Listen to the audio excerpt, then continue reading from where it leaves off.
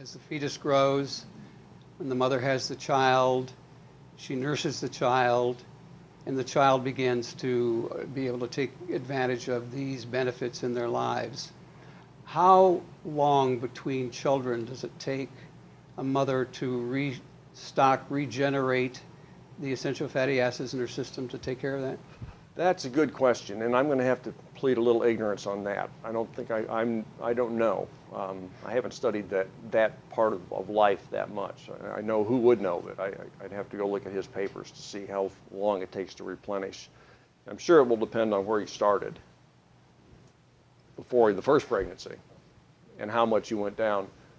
Certainly pregnancy or the third trimester and during lactation is when the omega-3 levels go down to the mother, when she's giving them up to the child. And those levels can be stabilized. The loss can be prevented by taking supplements in the mother. So in that sense, you might not have to wait at all.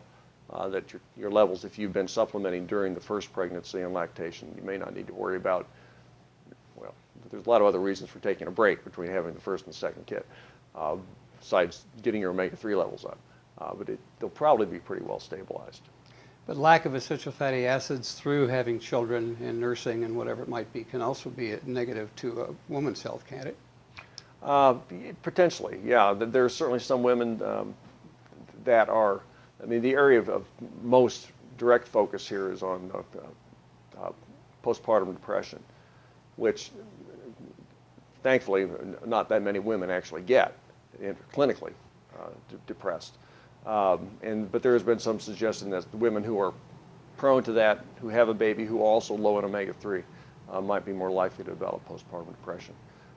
Unfortunately, the clinical trials that have been done haven't really clearly shown that supplementing during pregnancy and lactation will reduce in a material way the postpartum depression. There have been some good, some positive studies, some negative studies, so it's kind of, we don't really know what to say yet.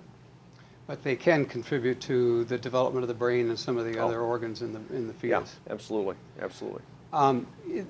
There's also some studies that have been done using very low income school districts where the kids really don't get the right kind of nutrition, and they're trying to do things with them and feed them good meals, that they've been taking essential fatty acids and finding that makes a whale of a difference in these children's ability to perform their schoolwork and in their social aspects of their lives. Yeah, and those studies are just beginning. There haven't been many of them, and those are fascinating studies, very important studies to be done.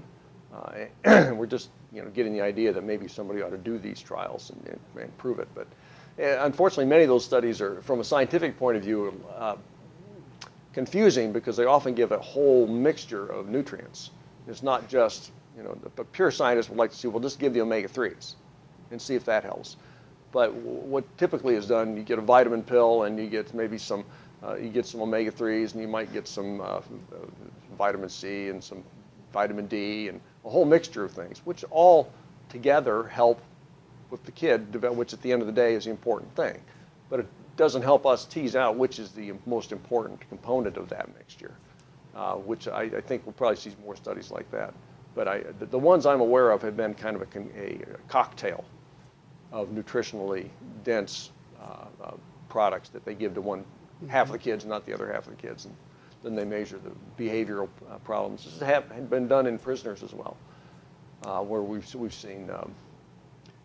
I can think of a couple studies where prisoners were given nutritional supplements or not. One entire prison versus another prison that was the control, and they looked at the amount of violence in the prison over a year, and it was less in the group that got the supplements. So that kind of stuff is very cool. I really like that. And I hope we see more studies like that, where omega-3s change behavior.